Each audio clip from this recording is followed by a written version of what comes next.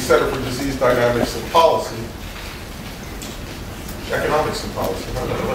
Yeah. His work spans economics, policy, public health, and ecology, and he's been the most evident leader in dealing with the economics of this, a program called Extending the Cure that maybe he'll tell us something about. He's also a leader in other issues, especially related to health, the economics of vaccination, anti-malarials, and now he's moving on to think about the global food issues more generally.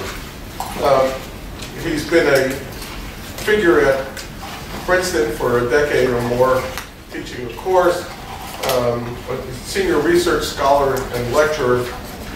He teaches a course with Brian Grenfell, and he's welcomed multiple undergraduates doing their senior theses at first at Resources for the Future and now CDEP. And today, he's going to talk to us about antibiotic effectiveness, managing a global resource. So, Ron.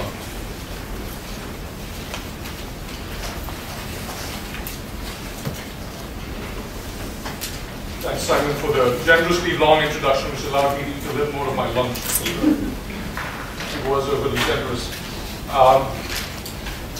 You know, the first time I came here to give a talk, which hopefully has improved a little bit since the last time I gave it, was in 2002.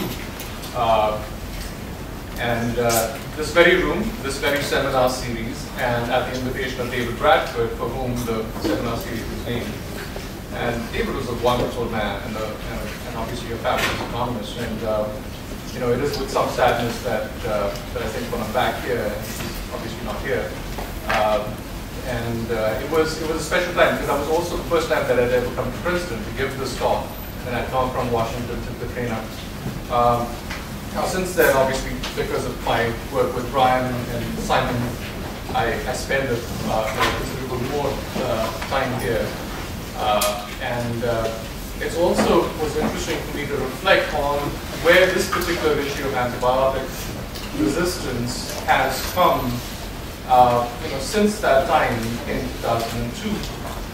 You know, one big difference was in 2002, I didn't really know anyone who had died of a resistant pathogen. It was something that you saw in the data. It was something that, you know, you knew theoretically was getting worse, but well, actually in practice as well, but much more in vitro.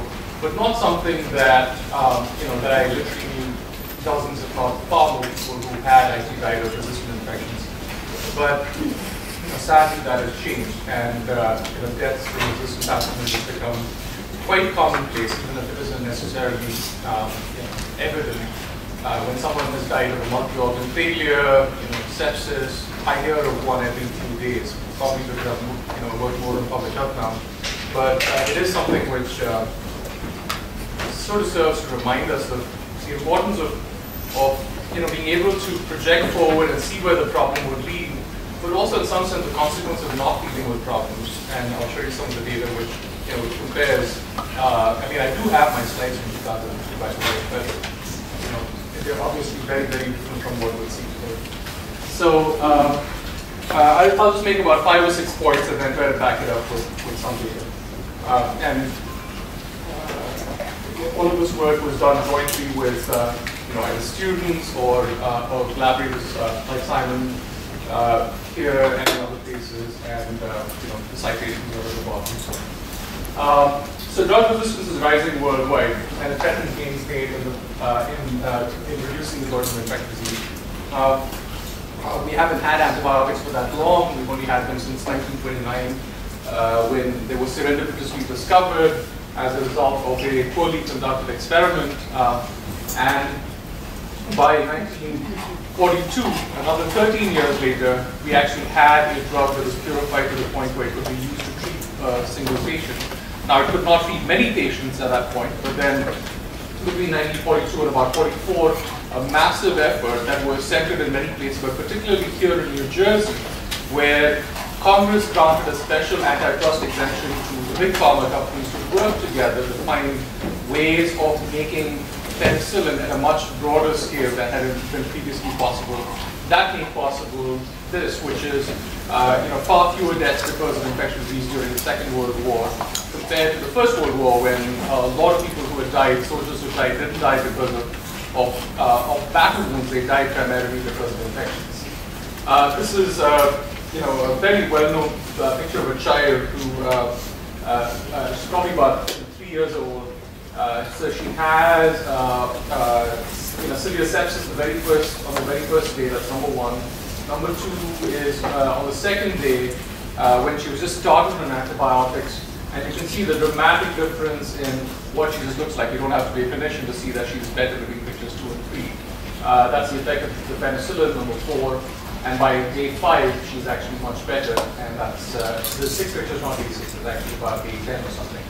But this was the power of antibiotics, that previously when a child like that would have almost certainly died, that it had the power to bring that child, seemingly back from the dead and, essentially open up the rest of her life possibilities to her.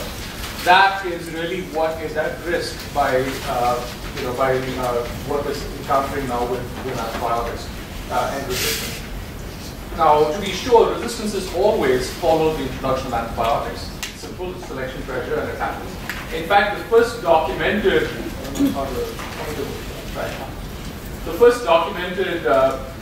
in vitro resistance to penicillin was published. That study was published in 1940, about 2 years before the first patient had even been treated with antibiotics. The first patient was supposed to be this policeman in Oxford, Albert Alexander, and that was in 1941-42. And you can see that for pretty much every major antibiotic class introduction, it literally took anywhere between a couple of years to a maximum of about 15 years before the first reported case of bacterial resistance. So in a sense, it is inevitable, but many of these drugs still work. In fact, nearly all of them still work in some instances. So penicillin, for instance, still used to treat streptococcus pneumonia in India, for instance. It doesn't work in the US, but it happens to work in India. And many of these other drugs also work. So it's not like we have pathogens that are resistant to all antibiotics, but certainly the efficacy is diminished quite considerably. Now, if you look at the time when I gave my talk the last time around, I probably presented these data. And carbapenem resistance is particularly of concern because carbapenems are sort of the last class of safe antibiotics that can be used to treat gram-negative infections. So organisms that are not stained by a gram stain. And you can see, if I've shown you, if you've been my talk 14 years ago, that's the picture right there. Hardly any resistance.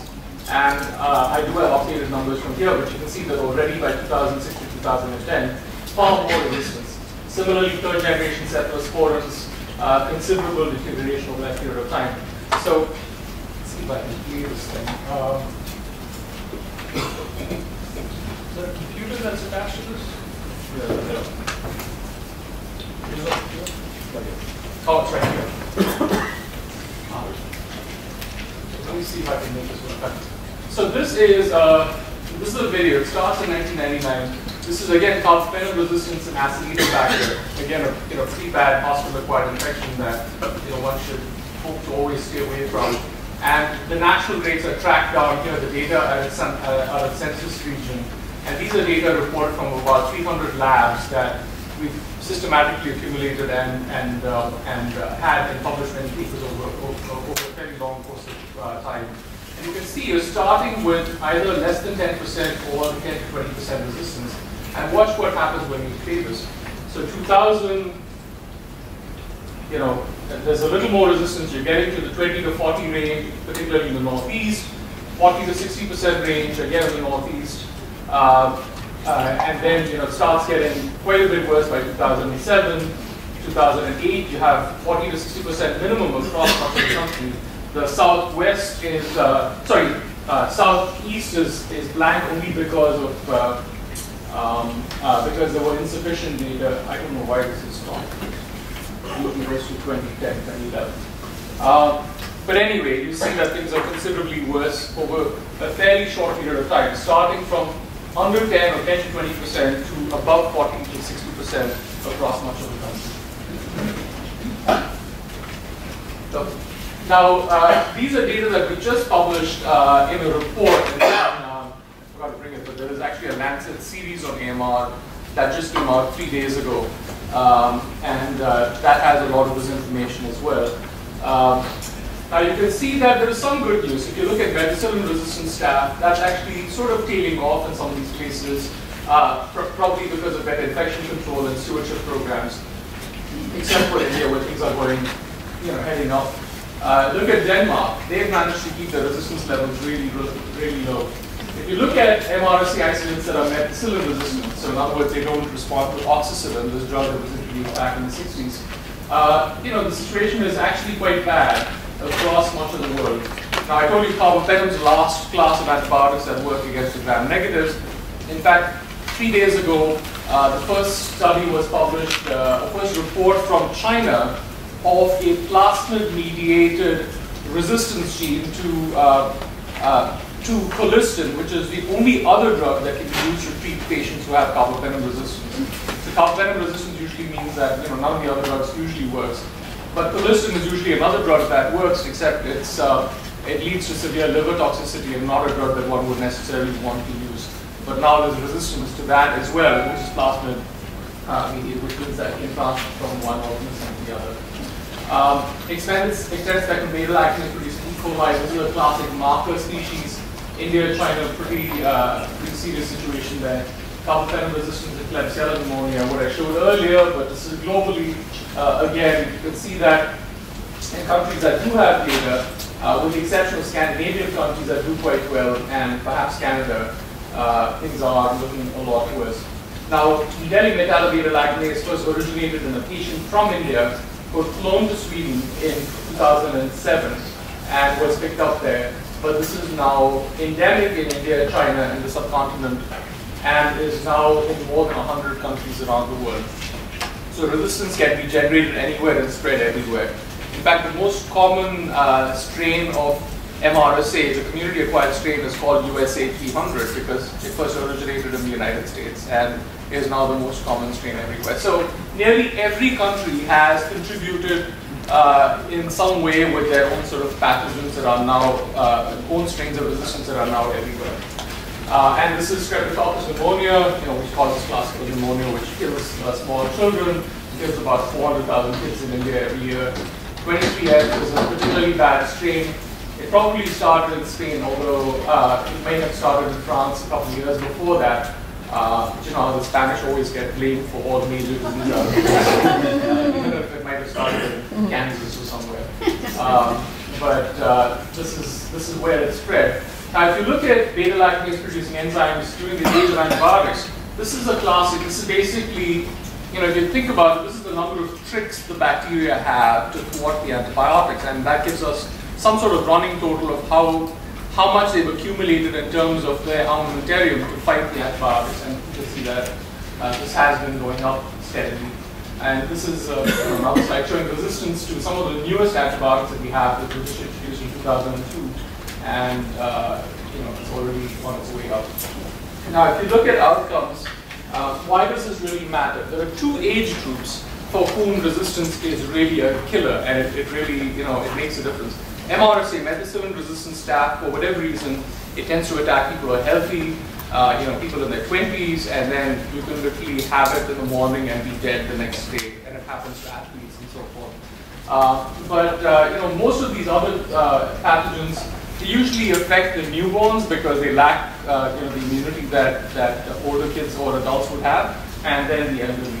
Now, if a kid has a newborn, has culture positive, so they basically have an infection, that's about a 30% chance of dying. That's pretty significant. If they have a gram-negative bug, that's almost a 35%, or more than a 35% chance of dying. If that gram-negative is ESBL producing, which means that it's resistant to the common antibiotics, that's more than a 50% chance of dying. Now, we wouldn't want to have a 50% chance of dying of anything. Now, this is the odds for neonates to have an ESBL producing organism, which is significantly, it's a significantly high risk. And then similarly for MRSA. These are the data that we just published 2 days ago. And basically estimating neonatal sepsis deaths caused by resistance to first-line antibiotics in five high-burden countries. And across these 5 countries, India, Pakistan, Nigeria, DRC, and China, the total number of deaths just because of resistance to first-line antibiotics, just for neonates, is about 214,000 deaths. That's what you get when you add all of these up. And a lot of these are in gram-negative bacteria, which are there's a bit of a temperature gradient. You see more of the gram-negative bacteria around the tropics, and you see more of the gram-positives in the temperate regions. Although, that's starting to level off. The chance of getting a gram-negative organism in a US hospital is actually much higher today than it used to be. This was some work we published. In fact, Orteon worked here at Princeton as a research assistant with us, and this was a paper that was published again a couple of months ago. What we did here was to point out that one of the ways in which drug resistance really has an effect on all of us, or perhaps our parents or grandparents, is in reducing the quality of outcomes associated with common procedures that nearly everyone has to have at some point in their lives. So, hysterectomies, a lot of people have hysterectomies, appendectomies, C-sections, hip replacements. I think eventually everyone will end up having, hip or a knee replacement. But the reason we need antibiotics is that when you cut the body open, if you don't have effective antibiotics, the chance of infection is really high. And this is very well documented that when good antibiotic prophylaxis is one of the best indicators of whether you'll have a good outcome, controlling for everything else. Obviously, not getting the infection would be a great thing. But when the antibiotic prophylaxis is not working as well, then you have the risk of infection. So this is the absolute risk reduction of infections with antibiotic prophylaxis, very high for colorectal surgery actually. But you can see it's a whole list of things that I'm sure you've seen all of these names before. And this is the number of additional infections per year in the US under these two scenarios. Under a 10% reduction in efficacy or a 70% reduction in efficacy. Overall, we estimated that for a baseline of about a 30% reduction in efficacy, which is roughly the reduction that we have seen in efficacy of these antibiotics over the last 10 years, the increased number of deaths is about 6,600, about 120,000 more infections. So, we literally put this out about 2 months ago, and a reporter asked me, well, is that a lot? Is 6,500 deaths a lot? I said, well, that depends. If it's your parent who's one of those people who died quite unnecessarily of something that they could have been perfectly fine with, that is a lot. And the second thing is that something we don't compute in here, which is if the risk of infection following surgery makes you decide not to have the procedure at all in the first place when it's an elective procedure, then you effectively lost that major benefit of modern medicine. So if the antibiotics work, you might choose to get a knee replacement, and my mother had a knee replacement. I know that it improves quality of life vastly.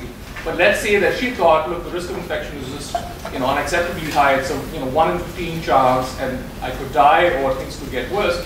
Then what the drug resistance has done is effectively denied her the benefit of what we consider modern medicine. If you look at modern medicine, this is the stuff of modern medicine. This is what we think of as what we are able to do today that our great-grandparents might not have had access to. So it is a significant loss in that sense, and not one that people think of when they think of drug resistance.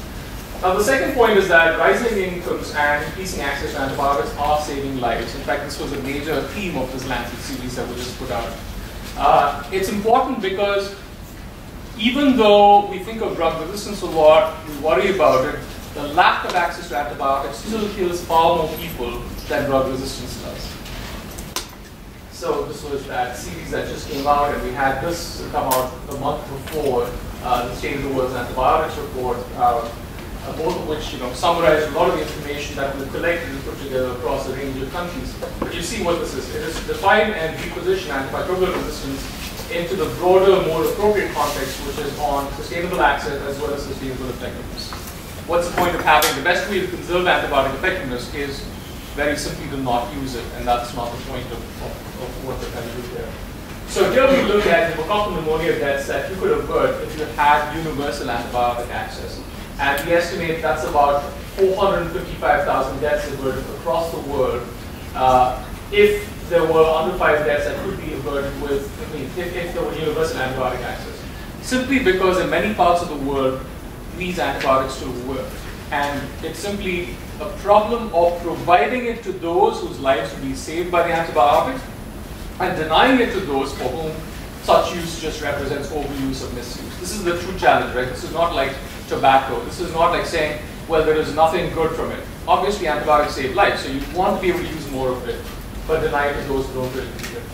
But because bacterial diseases are still major killers in developing countries, and this is a number of deaths in India, large countries, but also Nigeria, Ethiopia, DRC, they have higher rates of pneumococcal deaths. India has a lower rate, as does China, but the populations are high enough that that's where the numbers get bigger. Now, it's also important to step back and see what we're asking of antibiotics. So this is crude infectious disease mortality rate in the US over the previous century. And this is mortality rate per 100,000 per year, fairly straightforward. When we started that previous century in the United States, we had about 800 deaths per 100,000 per year. Now, if you see, much of the reduction in crude infectious disease mortality had nothing to do with antibiotics. It had to do with having good health programs, it had to do with fluorination of water, it had to do with some amount of vaccines. So much of this benefit was achieved just by improved hygiene, sanitation, water, and so forth. And then the antibiotics were brought in as sort of the mop-up act. It was not to sort of, it wasn't the first line of defense. It was after everything was done, this was just to clean up. Now, if you look at what we're using antibiotics for in other parts of the world now, where we don't yet have access to water and sanitation, South Asia, the current level of crude infectious disease mortality in South Asia today is twice what it was in the United States in 1942 when antibiotics were introduced. If you look at Sub-Saharan Africa, it's even higher, it's probably 3 times what it was. So here we're using antibiotics not as a mop-up, but really as a first line of defense. Now that means that you have to use a lot of antibiotics. It means that a lot of people who have diarrhea are getting antibiotics when it really doesn't do them that much good. Which means that the volume, if we think that we're using a lot of antibiotics, we've really not seen anything yet. We're just about to see a huge scale up in antibiotic consumption around the world.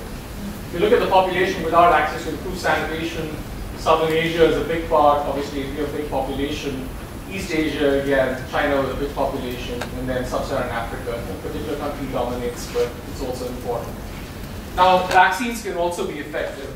The pneumococcal conjugate vaccine is probably the main reason for the flattening off or reduction of antibiotic consumption in the United States, because the main population that gets antibiotics in the US is kids under the age of 5, and previously it was mostly for ear infections. And the Prevnar, the pneumococcal vaccine, has been helpful. And you can see that it is beneficial, or it has been beneficial since its introduction in 2000, both for penicillin susceptible disease as well as for the resistant version. So it helps us also in tackling resistance.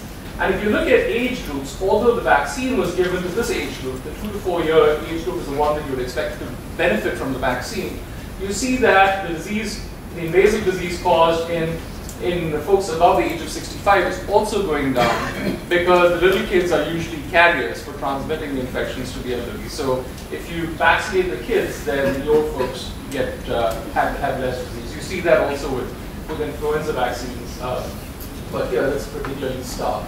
Now, again, we estimated here what would happen if all countries introduced pneumococcal conjugate vaccine. In fact, the 2 big standouts, the countries which have not introduced the vaccine yet are mostly in Asia, mostly because it's quite expensive.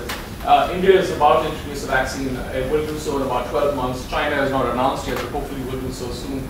That's about 11.4 million days on antibiotics that could be averted. So here's the other big way in which we can reduce the use of antibiotics. But antibiotic consumption is growing in developing countries. And you can see Brazil, India, Vietnam, their levels per capita are not what the levels are in the US. The US is far and away the biggest consumer of antibiotics on a per capita basis.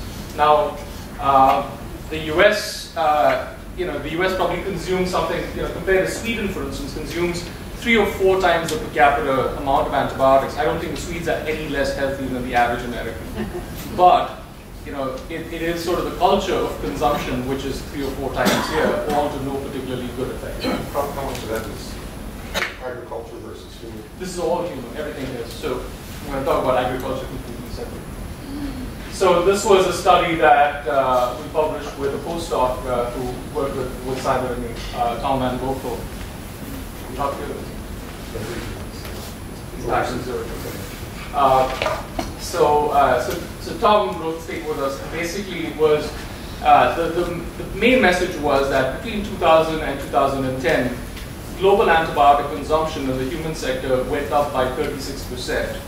Of that 36% increase, 3/4 was just in the 5 BRICS countries: Brazil, Russia, India, China, and South Africa. Amongst those BRICS countries, India accounted for about 2/3 of the increase in retail consumption, and China accounted for about 2/3 of the increase in hospital consumption. The reason is in India it's easy to get an antibiotic over the counter, and people are getting wealthier, and there's a demand because of background rates of infectious disease, so that went up. In China, hospitals don't actually make money from providing services. Often they don't charge for hospital stays, but they can make money off of services like antibiotics or tests that they sell. So you go into the average hospital to definitely get a good course of antibiotics. In fact, in some hospitals where we have data, a full 25% of the hospital revenue comes just from the sale of antibiotics. So you can imagine what a huge incentive there is to sell the antibiotics. But you can see that these countries all had high rates of increase in antibiotic consumption over that period of time. That blue, the reduction in the US, again, because of the vaccine, the Europeans have taken antibiotics a lot more seriously than we have here, and therefore they've also had those reductions in consumption going on there. Japan also traditionally, Japan and South Korea are traditionally very high consumers of antibiotics on a per capita basis. So if you look at the world's largest consumers, again, because of population, it's India first, China next, and the US, although if you rearrange this on a per capita basis, the US would be far and away the highest. Now if you look at this, again, ordered by income, and so you can see that there is a positive correlation with income, going that direction. Obviously, that also means that when these countries, this is standard units per capita, when India, China get wealthier, Russia as well, you're going to see a remarkable increase in antibiotic consumption in these countries, and of course the other middle-income countries as well. Now, South Korea is an outlier, mostly driven by one class of antibiotics, cotrimoxazole, that is used to treat opportunistic infections associated with HIV. So if you took the cotrimoxazole use away, they would be right down here, but that's what makes it different. Penicillins and cephalosporins still very widely used. Just to say that in spite of antibiotic resistance, the antibiotics we continue to use today are mostly the ones that were introduced about 50, 60 years ago. We haven't had a whole bunch after that. Again, if you look at carbapenem, I told you why carbapenem was important and was worrying.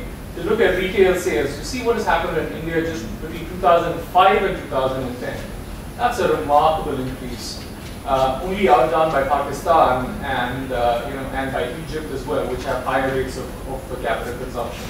And you can see far less elsewhere. And in the US, it's high, but not as high as it's getting in these other places. Now, in European countries as well, carbapenem consumption is going up. Now, here, what that consumption is telling us is it means that other antibiotics. I mean, when I first started working on the top, or when I was given the talk in 2002, there was no carbapenem resistance. I mean, people thought this drug would be like the drug that was going to work for everyone because there was absolutely no resistance. I remember a time before when there was MRSA resistance. The first instance of MRSA being community transmitted, that was only in the late 1990s. So all these events that I'm talking about are all relatively recent events. We've known about resistance much longer as obviously a consequence of evolutionary biology, but it wasn't really real in the world.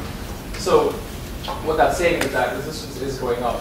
Now, carbapenem use in the hospital sector, I told you, China is where it's really starting to take off. India, it's not so much at all.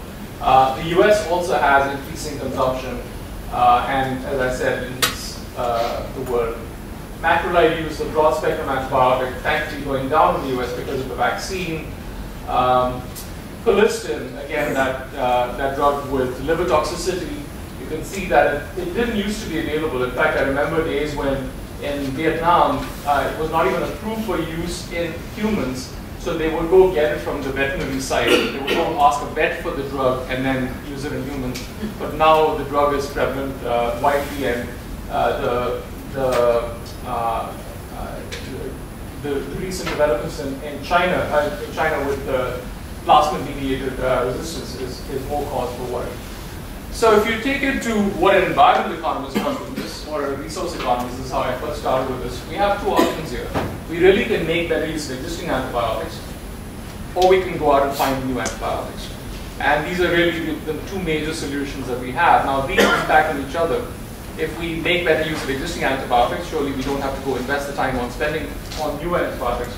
But what is also true is the fact that if, as we're starting to do now, in the last year and a half, the US government has put in something like $500 million into subsidizing the development of new antibiotics through 2 grants through GSK and AstraZeneca, has spent close to nothing on conserving existing antibiotics. CDC's budget for this is minuscule. In fact, it's under $500,000. So when we're putting $500 million into this idea of finding new antibiotics, what this is a strong market signal to say, don't worry about resistance, I've got it covered on the development side, and it really disincentivizes anything that people might want to do on the conservation side. So the folks who have lobbied the most for this part are the ID clinicians, because they're like folks, they're like carpenters whose hammers are broken, so they want a new hammer. They don't really want to hear about how they should be using their hammers a little more carefully so that it doesn't get broken in the first place.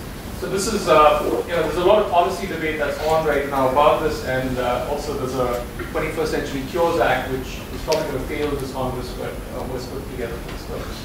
And of course, the whole long-term game here is of thinking of this as co-evolution, just like between cheetahs and gazelles. It's between us and the bacteria, except we're, of course, the little guys. And we don't have a chance of staying ahead of this just by evolution, because given the timescales at which bacteria reproduce and are able to select for resistance, they will work much faster to develop resistance to any new antibiotic that we come up with. So our only hope for survival would come in terms of slowing down this race of co-evolution. But that's not really what we're engaged in by and large around the world. We're still trying to stay ahead by the innovation process, which is not, at least on the new drug development, is not really going to work that way.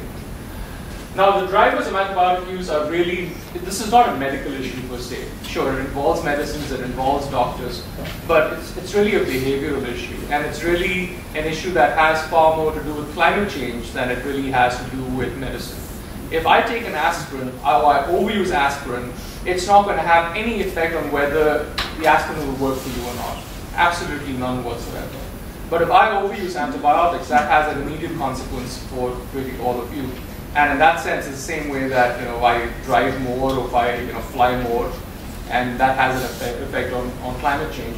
So in that sense, this is a shared commons problem, and managing it as a shared commons problem makes it both interesting as well as challenging.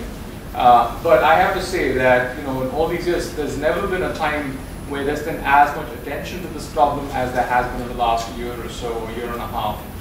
This President Obama has taken it very seriously. There's been a presidential action plan on dealing with the problem. The Europeans take it seriously, between Angela Merkel and David Cameron, and then across the developing world as well. So that's all good news. But coming back to this is essentially a behavioral problem. What physicians are trying to do is they're trying to satisfy patient expectations. Now, we have literally hundreds of studies that show that if a patient expects an antibiotic, they will get an antibiotic. If the clinician believes that the patient expects an antibiotic, even if such a need is not expressed, they will still prescribe the antibiotic. And there are many studies that now show that if you have a high concentration of clinicians in an area, there's one good study from Taiwan, for instance, that the greater the number of physicians are competing with each other, the more likely it is that the patient will get an antibiotic, because if you don't get the antibiotic, that patient is going to go next door to someone else who will. And health insurance actually, and paradoxically, well, not so paradoxically, it sort of intuitively increases prescribing, because you're making it cheaper for someone to get an antibiotic. So this is the rat health insurance experiment, almost 25, 30 years old now. But that showed, the first study that showed that oral antibiotics, if there was more cost sharing, if there was more free antibiotics, there was a greater odds of the antibiotic being prescribed as a result of going to the doctor. Now, this was a study that we conducted in response to, I don't know if many of you remember that you could get antibiotics for free at Giant and Meyer. This was about 3 or 4 years ago. They would give out these antibiotics as loss leaders, right? They would say free antibiotics, you would get 5 of these. And if you thought that medical decision making was truly devoid of any consideration of whether there was a free antibiotic or not, you would expect no difference. when we looked at it fairly carefully at zip codes which had in Meijer, which is a grocery chain in Ohio, their grocery relative to the ones that did not have a Meijer, what we found was the following: that overall prescribing went up about 5%. There was an increase of about 7% in antibiotics prescribed. These are not filled. These are prescriptions for antibiotics that were covered by the Meijer program. So the physicians were responding. And there was a 4% reduction in the antibiotics that were not covered by the Meijer program. So all of which means that the physicians are responding to what their patients can buy. And in fact, we saw that this was a stronger pressure when it was a lower income neighborhood. So, intuitive economics, but certainly not so great from the perspective of what happens to resistance. And last but not least, antibiotics are really a substitute for infection control.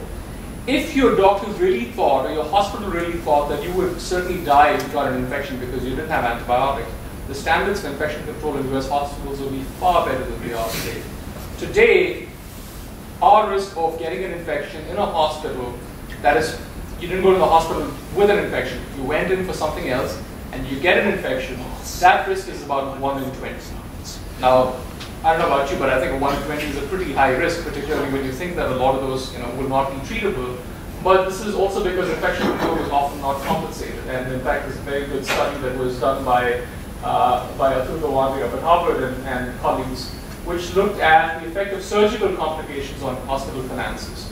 So what they basically found was that hospitals which have empty beds have an incentive, or at least they do not have a disincentive to prevent surgical complications or infections. And infections are probably the most common surgical complications. So you have a bed, you can have a fee-paying patient, and so compared to an absence of complications were associated with a $39,000 higher contribution margin per patient with private insurance, and a $1,700 higher contribution for folks with Medicare. If you're trying to make money in a hospital, this would be a good way. This was in JAMA. I didn't have the citation. You can look at it. Now, fourth, getting to the animal sector, you can see that we can see across the board that antibiotic use is growing. But that's because of a broader trend. One of the defining sort of trends that that we can see generally around in terms of environmental determinants on the planet is really the change in human diets. Simon had mentioned I was interested in this, but I grew interested in it primarily from first starting to do this work. Now, if you look at FAO data, per capita consumption of poultry in China is probably going to double, or go up about 78% or something. Sorry, no, it's going to go from 9 to about 18. It's going to roughly double on a per capita basis between 2000 and 2030. Population is also going to go up a little bit, but overall, that's the increase in the total amount of poultry. Now, China today raises 6 times the number of hogs that the US does. You think we have a lot of pigs in this country, in North Carolina and Iowa. There's 6 times the number in China. And in fact, the largest US hog producer is owned by a Chinese company. In India, for instance, you have a much larger increase in per capita consumption, but starting from a very low base. Now, to grow this kind of poultry is going to really take a lot more of what is called intensive agriculture, which is production systems which are highly optimized. You have a lot of animals in very confined spaces. You can feed them, you can keep them healthy. And the combination of these, which is what you see here, means that you're going to have to use, or people will use, a lot more antibiotics for growth promotion and disease prevention. Now, 2/3 of the antibiotics consumed in the world, so every year we consume about 100,000 tons of antibiotics globally. 2/3 of that is just in the animal sector. 1/3 is for human use. And of the 2/3 in the animal sector, about 80% of that is really for disease prevention and for growth promotion. So it's essentially so that you can get, for instance, the disease prevention part and growth promotion part are both tied to each other. So to wean a little piglet from its mother, 3 days earlier, so that you can start fattening it 3 days earlier and get it to market 3 days earlier, or maybe a week earlier, you essentially have to provide that little piglet antibiotics so that because it's not receiving its antibodies from its mother's milk. So the whole production process is optimized to be able to save those few pennies from the pork that we eat, in order, and the entire process is organized around that. So again, like I said, because it's sold in agriculture, now you can see significant variation in the quantity of antibiotics consumed per kilogram of meat produced. It's very low in Norway and Sweden, which for environmental concerns, about 25 years ago, they decided that, the Swedes actually decided that they didn't want antibiotics in their meat. And it had nothing to do with drug resistance. They just said, the thought of consuming antibiotics day in and day out is just not something that we particularly like. So they decided to phase this out a long time ago. The Norwegians followed suit, and then they did even better than the Swedes in terms of kilograms of antibiotics used. The Netherlands and France are at the other end of the scale. If you look at the US, for instance, between 1951 and 1970, the sales of antibiotic feed additives, does more than track the growth in beef and pork production. It actually outpaces the growth in meat production. So, so we did this study again. Tom Van Bokel, the postdoc that worked with us, we did this very interesting study where we didn't have data actually on geographically, spatially distributed consumption of antibiotics in the animal sector. So we did a more model-based study where we essentially took this gridded livestock map of the world, which tells us where the pigs are, where the chicken are, and this is what the FAO uses. And then we had validated data on the concentration of antimicrobials that were being used for growth promotion.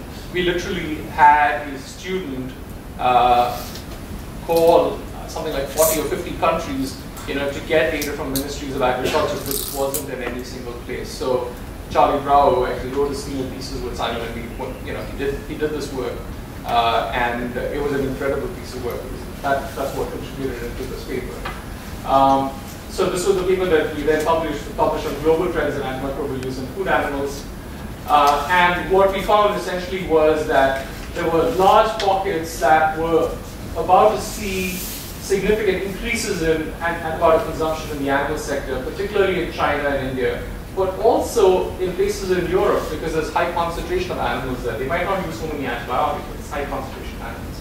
And then, of course, in Latin America and the United States. But globally, we saw about 63,000 tons of use in 2010, projected increase by 67% by 2030, and there's some significant hotspots to really worry about. If you look at consumption, top 10 countries, China leads by far, then the US, Brazil, and then Germany. But you can see that China is where much of that growth is going to be. In fact, in response to what happened last week, the Chinese government has announced that they would probably stop the use of colistin in animals, which is great, but it just means they didn't say they'll stop the use of antibiotics, they said they'll stop the use of colistin. Colistin happens to be a drug that, that is not that useful for us, although it's a good last-line drug. What the ban on colistin will do in China is that all of the farmers, the pig farmers, will now start using other antibiotics that we do actually use more frequently in medicine. So it's just going to be a substitution effect into things that we care about perhaps a little more than even colistin. Now, if you look at Denmark, Denmark had a ban on veterinarian profits from drug sales. That was probably the most important intervention to get growth promotion sales to go down and therapeutic sales to go down. So it went down a fair amount. And then at some point in 1999, they completely banned all antibiotic growth promoters. Now, as a result of that, as you can see, there is some increase in therapeutic sales, which means that animals are probably getting sicker a little more often. But overall, this increase does not anywhere offset the huge decrease in consumption because of the reduction in subtherapeutic sales. So, people look at this and say, there was a congressional delegation that went, and they came back with a message saying, oh, the Danish have done this, but it doesn't really work for them because whatever they lost on the subtherapeutic side, it went up on the therapeutic side. Not quite true. But I've been reminded many times on Capitol Hill when we go talk to congressmen that 49 out of the 50 states in this country are farm states. Only Rhode Island is not a farm state, so it's very hard to get anything through. But I have to say that the last 3 years have been amazing. We had FDA guidance 2013, which advised companies making antibiotics for growth promotion to stop doing so, and all of them have agreed to stop doing so. Now, obviously, we've not seen the impact of it yet. In many instances, they're just relabeling growth promotion as disease prevention. But I could not have predicted, certainly, even 5 years ago, that you could drive into New York, I guess through the Holland Tunnel, and you have this big hoarding, which has a picture of Jim Perdue saying, "We use no antibiotics in our chicken, period." I thought that was a little odd because it's very hard to grow chicken without antibiotics. Turns out that apparently he's telling the truth. When they do use antibiotics on their chicken, they sell them off to a different manufacturer. So it is true that the chickens that Purdue sells are not treated with antibiotics, but their production process certainly requires. That's what you get for getting a good PR agency on board. Now, if you look at what the antibiotics actually do, this is often the question that I get asked, and veterinarians get asked. Why do you use antibiotics for growth promotion? What does it really do? How does it get animals to get fatter over time? The true answer is no one really knows. It was an experiment that was done, different ways of increasing meat production in the US in the post-war period, and it was just observed that animals that were given sort of the leftovers from the antibiotic making process happened to get fatter faster.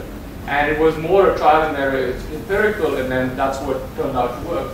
But what has also been happening is that the percentage improvement in daily growth of pig-fed antibiotics over time has been decreasing over time. Now, there's a theory for why this is the case. There are 4 things that make animals grow well. One is genetic potential. So you've got to start with chicks that are good. They have good genes, I guess. The second is herd health. You have to have a veterinarian take care of stuff. The third is nutrition. You've got to feed them well. And the fourth is hygiene. You've got to keep them in a clean environment. If you do all 4 of these, the antibiotics have very little to add over and above this. But if you don't do any of these, so again, Charlie Drow, the undergrad who did this work, then came to work in India on a Fulbright for 2 years. And he worked with me on a project in Ludhiana, in the summer to work in Punjab. That's true love for research to do what he did. It's like 46 degrees every day. And what's that? Centigrade. Yes, centigrade. Right. And he looked for resistance genes in fecal matter from animal isolates. But when I went into the farm with him one time, and it was obvious why they were using antibiotics, because between the summer heat, the lack of water, and general lack of hygiene, they would lose about 10 to 15% of their chicks every couple of days. So the antibiotics were literally the only thing that was keeping that little chicken alive. Now, if you had all of that optimized, you really don't need the antibiotics. So if you break it down into the productivity reductions and the cost, if you were to remove all antibiotic growth promoters, what would it cost us if we just banned antibiotic growth promoters? This is what it would cost. There'd be more animals that would die. This is for pigs, by the way. There'd be more pigs that died, certainly. There'd be excess feeding days. There'd be increased medication, and there'd be increased workload. But all of it put together, it's about $1.34 a pig. Would you be willing to pay $1.34 a pig in order to not use antibiotic growth promoters to conserve these for human medicine? Now, let me break that down to you even further. So we published this report for the OECD, which looked at the potential loss in annual meat production following antibiotic growth promoter withdrawal in percentage. So the percentage is a little hard to read. I'll show you this in dollar terms. If the US were to phase out all antibiotics for growth promotion, that's a $1.2 billion annual loss. Now, the most conservative estimate of the cost of antibiotic resistance in the US exceeds about $40 billion. So I would think that, even if you are highly uncertain about the consequences of the antibiotic growth promoters, this seems like an easy one to pick off. China, obviously the costs are more because their production systems are not as well optimized. But across Europe and the US, it really, in fact, even in the US, in Europe, the meat value loss is close to 0 because they already don't use antibiotics that are used in human medicine for growth promoters. They've had a ban for quite a few years now. Now, if you look at the world and look at the countries that have a regulatory framework for using antimicrobials for growth promoters, actually very few do. There is no ban in these countries. Russia, by the way, uses a lot of antibiotics. And we talk much about Russia, but Russia is one of the countries where it's easy to get an antibiotic over the counter in cases. So who will pay the price of rising resistance? Now, loss of first-line drugs basically means that you have to use a second or a third-line drug, which costs a lot more money. I can show that to you in a better slide, which is if you look at the developing world, this is the average cost of the drugs that's used in the developing world, and this is the average cost of drugs in the developed world. Much more expensive. Which means that if anyone in this room, the first-line antibiotic didn't work, the second-line drug is probably $20. No big deal. The third-line drug, probably about $200. Still entirely doable, right? Now, for someone in, I don't know, Cote d'Ivoire, Guinea, if the first-line drug didn't work and the second-line drug was $20, they're out of luck. So the rich will pay with their wallets, so we'll pay a lot more for healthcare, and we already are in the cost of antibiotics, but the poor are already paying with their lives. Now, can we innovate our way out of the problem? How much can we really do there? So again, to say that we do need innovation, no question about that. Now, if you look at the trends in the development of new antibiotics, that's been relatively flat. So, there's not been an increase, but there's not been a significant decrease either. And the thing to remember is that of 61 new antibiotics approved between 1980 and 2009, about 43% were withdrawn because of toxicity or lack of market. So even though I've given this entire talk on how big a problem drug resistance is, if you were to develop a new antibiotic and bring this to market today, you would still have to compete against the roughly 200 antibiotics that are in the market today. So it's not an easy process to bring a drug to market because it's a tough market to crack into, and there's a much higher rate of withdrawal for these specific reasons. It's a hard challenge, but it also means that the government saying, I will pay for a new antibiotic and I'll pay $1 billion for it, which is roughly what they're saying these days, is probably a fool's errand, because how do you know that that's the antibiotic that you really want to buy? Lots of them do get withdrawn. There's been a lot of policy action on this. So under the GAIN Act, new antibiotics given 5 years of additional market exclusivity, as designated qualified infectious disease products. And if you look at systemic new molecular entities, the new antibiotics that are still marketed by period of introduction, you can see that there's a fair number that is still around. So it's not as if this pipeline has dried up as it's often made out to be. And the new antibiotic launches since 1994, there have been a fair number of these that are still around. So the issue is not so much, when someone says, well, what is the issue with drug resistance, why are you so concerned about it? The issue is that our risk of dying has gone up from drug-resistant infections, but really the major issue is that if we continue on this path, in 20 years from now, people will be paying $2,000 or $3,000 or $5,000 for what is routine antibiotics compared to what we pay today. So it's really the huge scale up in the cost of antibiotics. And if you think of antibiotic effectiveness as a resource, that's a tremendous increase. Look at the real price of gasoline, essentially been under $2 for the last 50 years. And we worry about high gas prices, right? Gas prices have been the same all the time. If anyone's worried about high gas prices, they should be worried about high antibiotic prices, because that is really what is much higher today and about to go up much further. So also, to put it in perspective, the drugs, again, what I just said, 1941 through 2006, the antibiotics have gotten a lot more expensive. But the cost of the newest cancer drug against prostate cancer that will extend your life by just, say, 3 months is about $31,000. So the truth is, would we be willing to pay, just hypothetically, $30,000 for an antibiotic that would bring you back from the verge of death? Possibly, because people pay $31,000 for a drug that would just extend their life by 3 months. So there's a lot of thinking around the calculus of what drugs will appropriately cost. And I think the thing to be prepared for is that on the current trajectory, we're going to be paying a lot more for the antibiotics. There's a lot of other technologies that are on the way. So obviously there's work done in bacteriophages right here at Princeton, and probiotics is quorum sensing here in Princeton, and bacteriophages and symbiotics. There's also been a lot of press attention to it. So this was a story that was written off stuff that we've done on simple bugs killing India's babies. There's a lot of press and media around this globally. It's not just a US thing. There's definitely far more attention to it than there ever has been. And this particular project from which many of these slides are derived works in about 8 countries.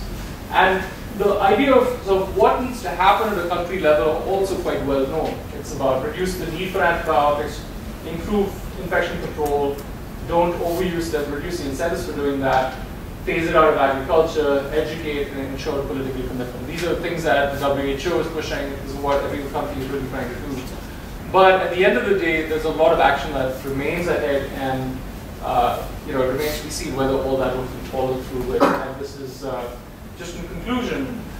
I don't mean to put this up to sort of scare you to say, well, this is the world we go back to, and I'll tell you why we will not necessarily go back to this world. In this particular instance, this was, I don't know, it was in North Carolina or Georgia, where a blade of grass is responsible for a loss of foot. Now, many things have changed since the pre-antibiotic era to now.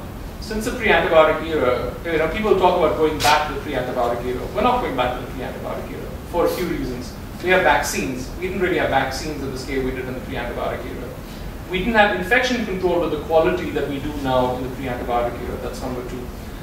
People's nutritional status is very different now compared to the pre-antibiotic era.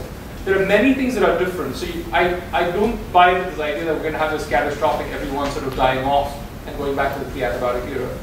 But that said, the scarier part is the impact of resistance on what we consider as routine: cancer chemotherapy, the transplants, the replacements.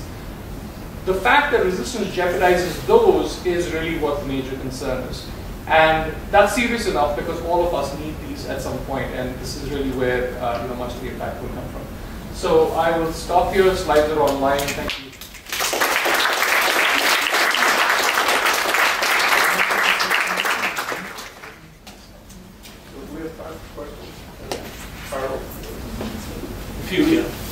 So then let me start. Do you think it'd be possible to look at Purdue's chickens, the ones that to see if their levels of antibiotic resistance were higher because of their association with the ones that they sell to somebody else? These companies are very, very, very secret about that. I doubt we get anywhere close to the Purdue head office, let alone get close to their. They've not shared their data on antibiotic consumption in many, many years. Right, but if you bought Purdue chickens in the marketplace, could you determine? No, because under the Food and Drug Law, you're not allowed to have any residues in your animals when it comes to market. They should have no residues even 5 days before coming to market. But I want to measure not the residues, but the level of antibiotic resistance. That you could. In fact, Lance Price down at GW does these, the genetic testing to look at whether, where these strains come from.